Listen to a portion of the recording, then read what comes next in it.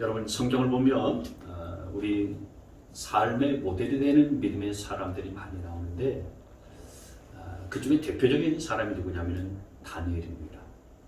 다니엘은 바벨론의 포로로 끌려가서 한 15살 나이쯤 돼서 포로로 끌려갔었죠.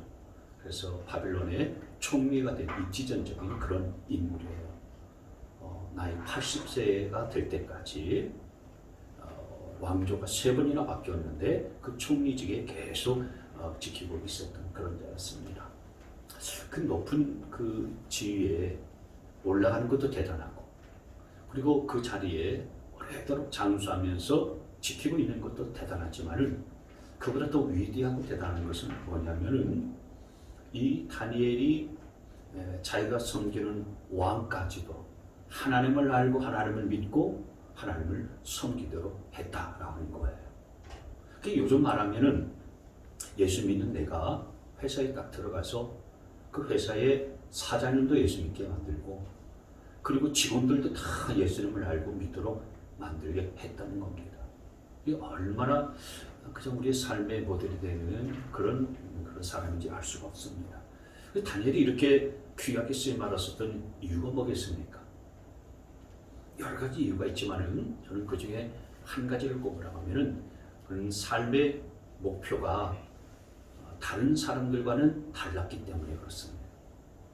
보통 사람들의 삶의 목표는 뭐냐면은 성공에 맞춰져 있잖아요. 어떻게 하면 돈을 많이 벌 것인가? 어떻게 하면 내가 젊은 날에 조금이라도 더 내가 성공하는 인생으로 살아갈 수 있을까? 그러니까 어떻게 하면 편안하고 그리고 행복하고 즐겁게 인생을 누리면서 살 수 있을까? 여기에 삶의 목표가 다 맞춰져 있는데 다니엘의 삶의 목표는 성공에 맞춰져 있지 아니하고 거룩에 맞춰져 있어요. 거룩. 하나님이 원하시고 기뻐하시는 거룩한 삶을 사는 것에 그의 목표가 맞춰져 있었던 겁니다.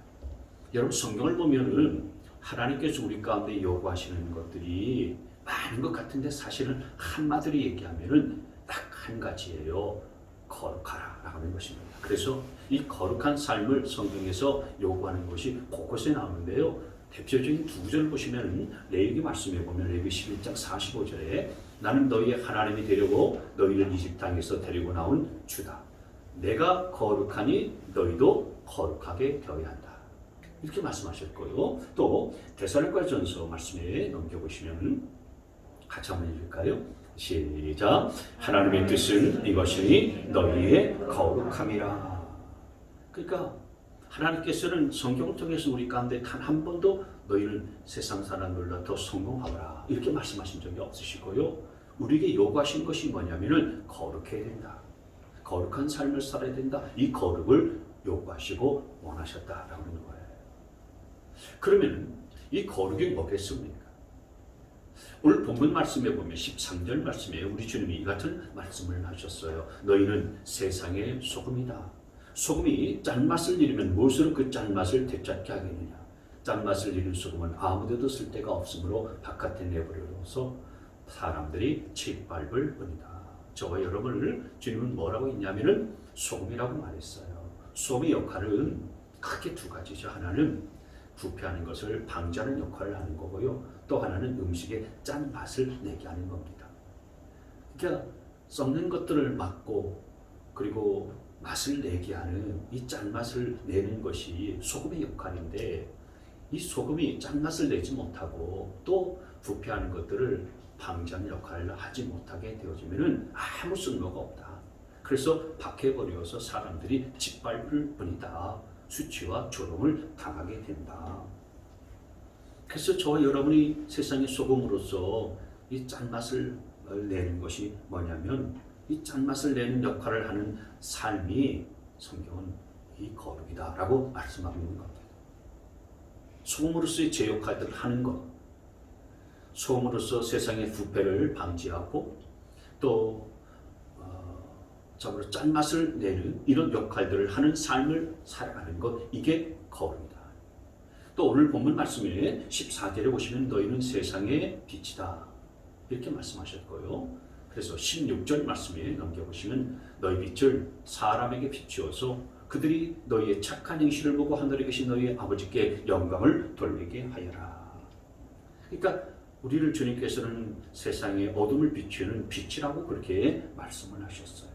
어둠 가운데서 빛을 비추는 역할들을 잘 하는 것이 곧 거룩이다라고 하는 겁니다. 다시 말씀드리면은 우리가 세상에서의 소금 그리고 빛과 역할들, 빛의 역할들을 잘하는 것. 그래서 소금으로서 짠맛을 내고 또 빛으로서 어둠을 비추는 이런 일들을 잘하는 것. 이게 거룩이고 주님께서는 이걸 착한 행실이라고 그렇게 표현을 했어요. 그래서 여기 그들이 너희의 착한 행실을 보고 우리가 세상 사람들에게 소금 같은 역할들을 잘 보여주고 그리고 빛으로서의 역할들을 잘 나타내 보여주면 그것을 보고서 사람들은 하나님 앞에 영광을 돌리게 된다. 그래서 다니엘이 가졌었던 거룩, 오늘 주님께서 말씀하셨던 이 착한 행실, 이것을 통해서 우리 하나님은 영광을 받으시는데 성경은 우리 가운데 요구하시는 삶이 바로 이런 거룩한 삶, 착한 행실을 드러내는 삶을 살기를 원한다라는 것입니다. 오늘 특별히 주님께서 이렇게 말씀하신 착한 행실, 이게 뭔가 한 것들을 몇 가지 한번 보도록 하겠습니다. 이 착한 행실의 기본은 뭐냐? 착한 행실의 기본은 예의를 지키는 겁니다. 예의를 지키는 것. 여러분, 하나님의 사람에게는 하나님의 사랑이 흘러 넘쳐야 되는데 그 사랑의 기본이 뭐냐? 그것은 예의입니다.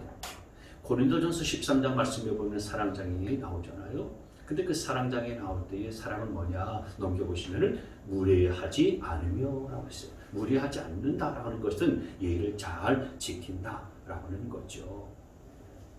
그러니까 무례히 행하지 않는 사람, 예의를 잘 갖춘 사람. 여러분, 예수님을 정말 잘 믿고 신앙생활 잘하는 사람은 예의를 지킬 줄 아는 사람인 거예요. 이전에는 무례히 했었던 사람이었지만은 신앙생활을 잘하는 사람은 어떤 사람이냐면 예의를 잘 지키는 사람입니다. 그런데 그 예의의 기본이 뭡니까? 인사입니다. 예의의 가장 기본되는 건 인사예요. 그래서 여러분, 우리가 하나님 앞에 예배드린다, 하나님 앞에 경배한다, 이 말도 예배, 경배도 사실은 하나님 앞에 엎드려서 절하는 거예요. 하나님 앞에 예의를 딱 갖추어서 인사를 하는 겁니다. 그러니까 예배에 나온다는 것은요, 하나님 앞에 가장 기본적인 하나님의 사람으로서의 예의를 딱 갖추고 지키는 거죠.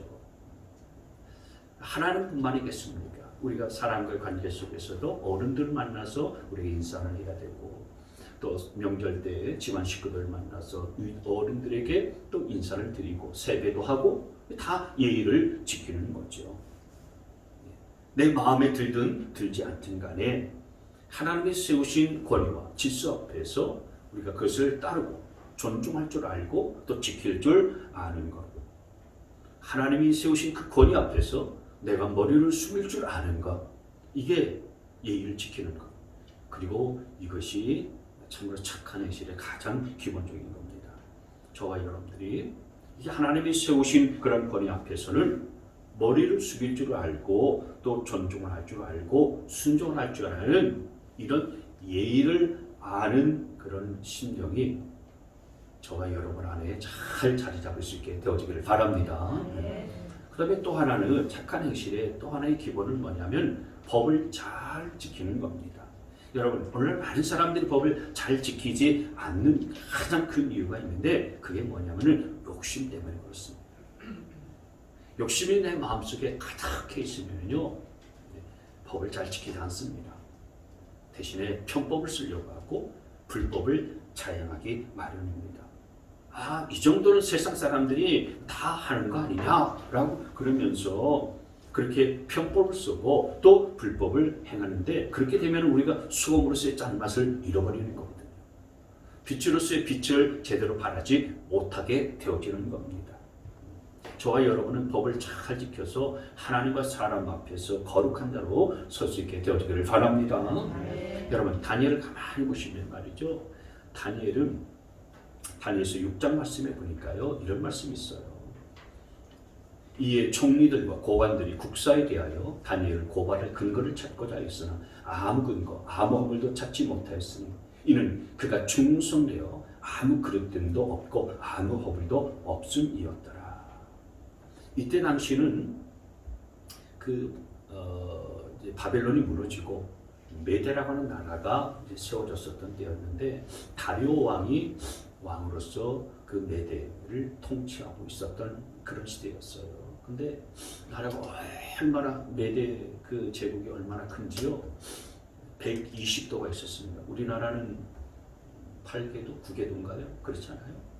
도지사가 8명, 9명인데 이 메대 제국이 너무 그 때문에 120 그 도에 도지사만 120명이었어요. 너무 방대가 크니까요. 총리가 한 명이 아니고 3명이나 뒀습니다. 그래서 그 3명 중에 한 명이 다니엘이었어요. 그런데 왕이 다니엘이 너무 탁월하게 국사를 잘 돌보니까 수석 총리로 삼으려고 생각을 했는데 다른 두 총리와 신하들이 그것을 알아채렸어요. 그래서 다니엘이 수석 총리가 되지 못하도록 하기 위해서 흠집을 내고 털기 시작하는데 오늘 이 말씀을 보니까 아무리 흠집을 내려고 해도 다니엘에게 있어서는 흠집이 없었다는 거예요.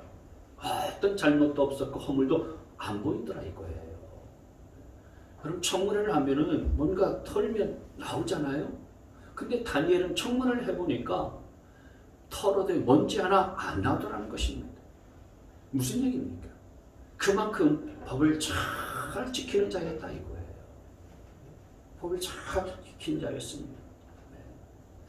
그러니 영향력이 있었던 사람으로 그렇게 행할 수가 있었던 거 아니겠어요? 법을 잘 지켜야 그 착한 행실로 사람들에게 영향력을 끼치고 하나님 앞에 영광 돌릴 수 있는 자가 되어지는 거죠. 저와 여러분도 정말 이 법을 잘 지켜야 되는 겁니다. 세상의 법도 잘 지키고 또 하나님의 법도 잘 지킬 수 있게 되어지기를 바랍니다. 이게 착한 행실의 기본입니다. 자, 여러분, 두 가지 착한 행실의 기본을 말씀드렸습니다. 하나는 예의를 지키는 거고 또 하나는 법을 잘 지키는 겁니다. 그러면 이것으로서 우리 그리스도인들이 착한 행실을 다 한 것일까요? 그렇지 않습니다. 정말 하나님의 사람들, 예수 믿는 사람들은요, 거기에서 더 나아가야 되는 것입니다. 그래서 넘겨보시면은 우리가 예의도 지키고 또 법도 잘 준수할 뿐만 아니라 거기에서 더 해야 그게 착한 행실인 거예요. 이 주님이 말씀하신 착한 행실은 그냥 기본만 하는 것에 그치지 말라라고 하는 것입니다. 그래서 오늘 본문 5장 39절, 마태복음 5장 39절 말씀해 보시면 말이죠. 그러나 나는 너희에게 말한다. 악한 사람에게 맞서지 말아라. 누가 내 오른쪽 뺨을 치거든 왼쪽 뺨마저 돌려 대어라. 너를 걸어 고소하여 내 속옷을 가지려는 사람에게는 겉옷까지도 내주어라. 누가 너더러 억지로 오리를 가자고 하거든 심리를 같이 가주어라. 이 말씀하신 핵심이 뭡니까? 주님이 말씀하신 이 말씀의 핵심적인 의도는 뭐냐면 더 하거라. 더 하라 이거예요. 누가 시키는 것보다 더 할 줄 알아야 된다. 이게 성경에서 요구하는 거룩이고 착한 행실인 겁니다. 여러분 만약에 어떤 직장에서 회사에서의 사장님이라고 생각해 보십시오. 직원들을 이렇게 다스리고 직원들을 거느리고 있는데 어떤 직원이 여러분의 마음에 들고 신뢰가 가고 어떤 직원은 인정할 수 있을까요? 세 부류의 직원이 있을 겁니다. 첫째는 시켜놓은 것도 제대로 안 하는 직원. 두 번째로 시킨 것만 하는 직원. 세 번째 시키지도 않은 것을 하는 직원. 이게 나쁜 의미에서 아니고 좋은 의미에서 정말 시킨 것보다 더 해놓은 직원. 여러분이면 누구를 인정하고 누구를 신뢰하겠습니까? 세 번째 사람 아니겠어요? 시키지 않은 것도 다 해놓은 더 하는 그런 직원을 보면은 저 사람에게는 내가 월급을 더 주고 싶은 그런 마음이 있고 그 사람을 더 신뢰할 수 있는 그런 마음이 있고요. 그리고 그 직원을 보면서 사장인 내가 감동을 받는 거예요. 더 하는 겁니다. 시키는 것보다 더하는 그게 주님이 원하시는 착한 행실이에요. 5장 44절 말씀도 보시면은 그러나 나는 너희에게 말한다.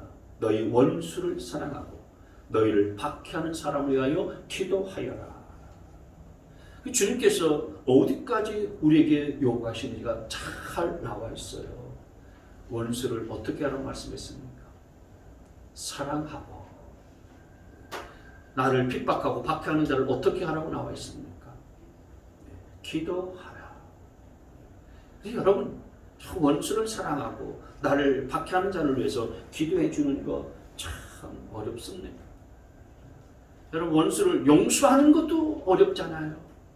용서하는 것도 어려운데 주님께서는 너희가 내 자녀라면, 너희가 나의 용서를 받은 자들이라면 네 원수를, 그리고 너를 박해하는 자를 용서하는 수준을 넘어서서 그를 사랑하고 그를 위해서 기도하는 수준까지 가야 된다. 세상 사람들과는 격이 다른 삶을 살아야 된다. 더 해라. 그건 다 사람들도 할 수 있는 거다. 거기에서 더 나가야 된다. 주님이 이렇게 말씀하시는 거예요. 46절 말씀에 보면 아주 구체적으로 말씀하시죠. 46절에 보시면 너희를 사랑하는 사람만 너희가 사랑하면 무슨 상을 받겠느냐. 세리도 그만큼은 하지 않느냐. 또 너희가 너희 형제 자매들에게만 인사를 하면서 지내면 남보다 나을 것이 무엇이냐. 이방 사람들도 그만큼은 하지 않느냐.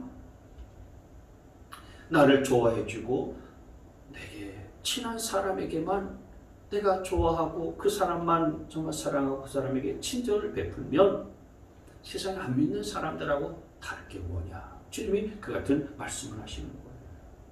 그래서 여러분, 착한 행실이라고 하는 것은 사실 하나님을 모르는 사람보다 더 하는 겁니다. 시키지 않았는데도 더 해주는 거예요. 예의를 지키고 그리고 법을 잘 지키는 것도 기본이지만은 그러나 거기에서 더 나가는 겁니다. 더 하는 거예요. 그래서 원수를 사랑하는 것이고요. 박해하는 사람을 위해서 기도하는 겁니다. 그게 얼마나 힘든지 다 알아요. 우리 모르지 않지 않습니까? 다 알면서도 사실은 그게 참 너무나도 막상 이렇게 말씀을 들어도요. 실제 현실 속에서는 그게 잘 안 된다는 사실들을 우리가 알고 있습니다. 그럼에도 불구하고 여러분, 우리 안에 그런 죄성들이 다 있죠. 어떤 사람이 나를 한 대 패면은 주님은 이쪽도 대고 저쪽도 대라 말씀하셨는데 나는 같이 한 대 때리고 싶은 것이 우리의 본성이지 않습니까? 한 대가 아니라 내가 힘이 있으면 두 대, 세 대 그냥 박살을 내고 싶은 것이 우리의 본능이에요. 그런데 주님께서 우리 가운데 요구하시는 것은 용서해 줄 뿐만 아니라 나를 때린 그 사람을 사랑해주고 기도해주고 축복까지 해주라니까. 이게 너무너무 힘들고 어려운 거예요. 그런데 여러분, 정말 거룩이 우리의 삶의 목표가 되고 주님이 원하시는 착한 행실이 우리의 삶의 목표가 되는 것을 아는 사람, 그게 힘든 일인 줄 알면서도 그 거룩한 목표를 향하여서 거룩한 삶을 살고 착한 행실을 살아가는 그런 삶의 목표를 향하여서 나아가는 것들을 주저하지 않아요. 그런 삶을 살기 위해서 몸부림을 치는 거예요. 힘들지만은 그러나 그 거룩이라고 하는 하나님의 뜻을 이루어드리기 위해서 몸부림을 치는 것이 있습니다. 몸부림을 치다가 깨닫는 것이 있어요. 그게 뭐냐면 정말 내 정신 가지고서는 내 마음 가지고서 내 힘으로는 저 사람을 내가 용서할 수도 없고 사랑할 수도 없구나. 나는 그럴 만한 위인이 못 되는구나. 내가 그 사람을 위해서 기도해 줄 수 있는 그런 위인이 나는 안 된다. 이걸 깨닫는 거예요. 그런데 주님이 원하시는 것은 거룩이라고 하는 그런 목표로 다다르기를 원하는 것이 주님이 원하시는 거잖아요. 그래서 내가 내 힘으로는 그 거룩이라는 목표를 이룰 수는 없지만 그리고 내 정신, 내 마음 가지고서는 그런 거룩을 내가 이뤄서 하나님을 기쁘시게 해드릴 수는 없지만은, 그래서 내가 어떻게 하느냐? 그걸 내가 딱 깨닫고서 내 힘으로 안 되니까 어디 나오는 겁니까? 이렇게 예배 자리에 나오는 겁니다. 예배 자리에 하나님 앞에 나와요. 성경 말씀 그대로요. 하나님의 말씀과 기도로만 우리가 거룩해진다고 그랬어요.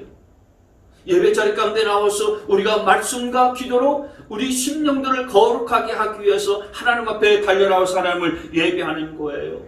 그래서 하나님의 은혜를 공급받기 위하여서 예배 자리 가운데에 달려나오는 겁니다. 명절인데도 불구하고요. 저와 여러분이 내 힘으로는 할 수가 없고, 그리고 내 정신, 내 마음 가지고서는 그렇게 주님께서 원하시는 그런 거룩에 이르는 삶의 목표에 내가 도달할 수가 없는 자라는 것을 내가 깨닫기 때문에 주 앞에 달려나오는 거죠. 그래서 예배 자리 가운데 나와서 하나님, 제 힘으로는 거룩을 이룰 수가 없습니다. 제가 법을 하나 지키는 것도, 그리고 제 욕심을 포기하는 것도 제 마음대로 그게 제대로 쉽지 않은데 하나님께서 그렇게 말씀하시니까 제가 몸부림을 칩니다. 근데 몸부림을 쳐도 내 힘으로 되지 않는 것을 처절하게 깨닫습니다. 그러니 하나님, 제게 은혜를 더하여 주세요.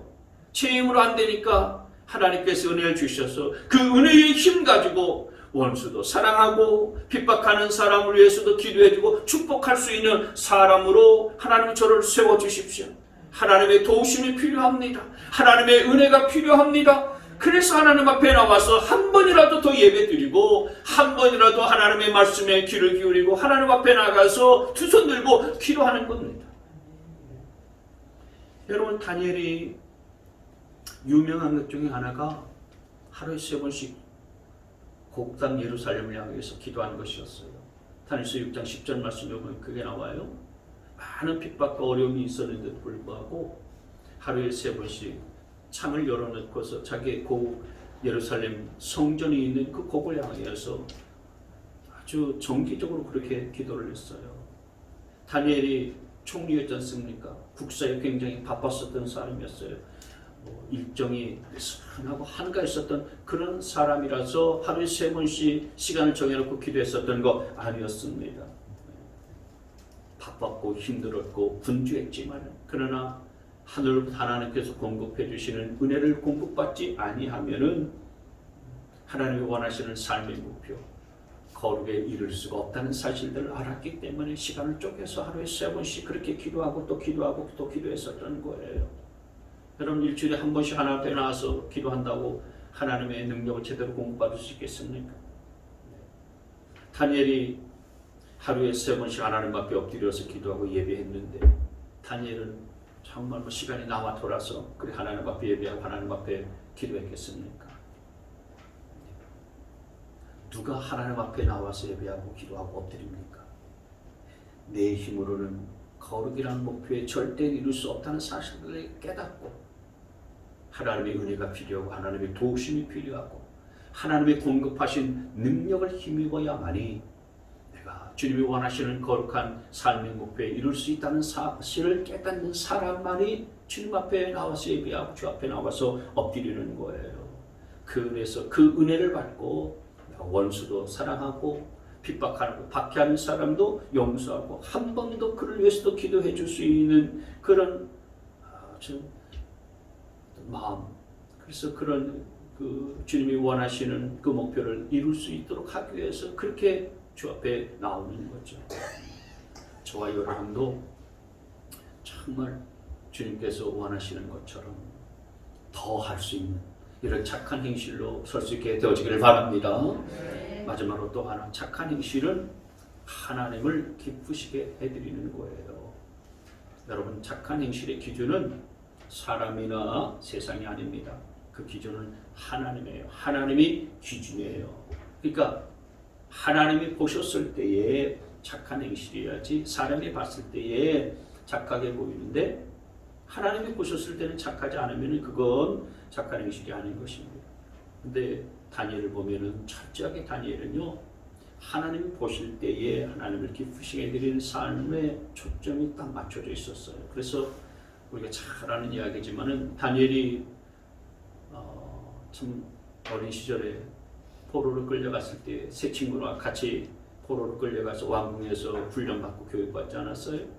근데 그때 왕궁에서 나왔었던 음식이 뭐냐면은 왕에게 제사 드린 그런 음식이었어요. 고기가 왕에게 제사 드리고 그리고 남았었던 그 고기를 다니엘과 그리고 이 세 친구들이 그것을 먹게 됐어요. 근데 다니엘과 이 세 친구들은요, 그건 우상의 제물로 바쳐진 그런 음식이기 때문에 뜻을 딱 정했어요. 우리는 먹지 말자. 그리고 우리는 채소만 먹자. 그래서 하나님과 사람 앞에서 우리가 거룩을 지키자. 그렇게 뜻을 딱 정하고서 그 왕이 주는 음식을 거절하지 않았어요. 만약에 다니엘이 목표가 성공이었다면 왕이 하사한 음식을 그렇게 거부할 수는 없었을 거예요. 왜냐하면 왕이 하사한 음식을 거부하다가 어떤 일들을 당할지 모르기 때문에 성공을 추구하고 성공을 목표로 해서 달려간다면 그 그대로 받아 먹어야지. 하나님을 안주게 없고 그냥 그 음식을 받아 먹는 것이 자기가 성공 가도를 달리는 데 있어서 그것이 첩경이 되지 않겠어요? 근데 다니엘의 목표는 성공이 아니었고, 그리고 다니엘의 삶의 목표는 거룩이었기 때문에 왕이 하사한 음식을요 단호하게 거절할 수가 있었던 거죠. 그러면서 왕의 눈에서는 벗어났을지라도 하나님의 마음에는 그가 합한 사람이 됐고 하나님을 기쁘시게 하는 자가 됐었던 거예요. 하나님을 기쁘시게 하는 사람. 그 모습 하나만 보더라도요, 다윗의 삶의 목표는 철저하게 거룩에 맞춰져 있었다라는 사실들을 알 수가 있는 거죠. 하나님을 기쁘시게 해드리기 위해서 몸부림쳤다라고 하는 것입니다. 저와 여러분도 정말 하나님을 기쁘시게 해드리는 그런 몸부림이 있게 되어지기를 바랍니다.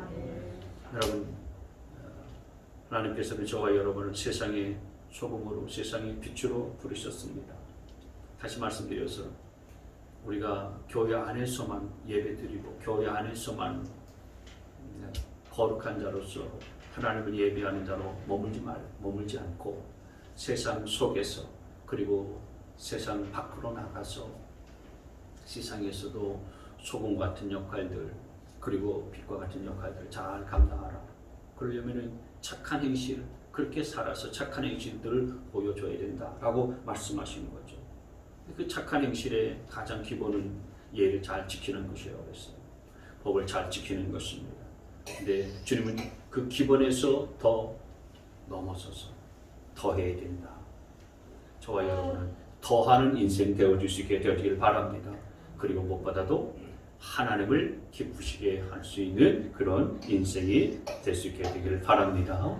그럴 때 하나님께서는 그런 저와 여러분의 삶을 통해서 모든 세상을 비추시고 그리고 부패한 세상을 막아내는 역사를 행하여 주실 줄 믿습니다.